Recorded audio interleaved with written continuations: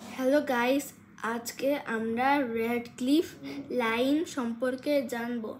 তো Radcliffe line হলো 1947 সালে ব্রিটিশ ভারতের বিভক্তির পর ভারত ও পাকিস্তানের মধ্যে সীমানা নির্ধারণকারী একটি আন্তর্জাতিক রেখা।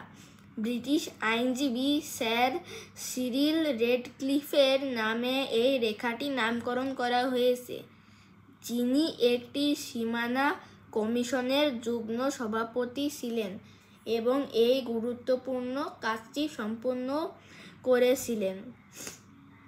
রেডক্লিফ লাইনের ফলে ভারত ও পাকিস্তান দুটি স্বাধীন রাষ্ট্রের সৃষ্টি হয় এবং এই বিভাজন আজও উপমহাদেশের ভূ-রাজনৈতিক প্রেক্ষাপটে একটি গুরুত্বপূর্ণ স্থান দখল করে আছে।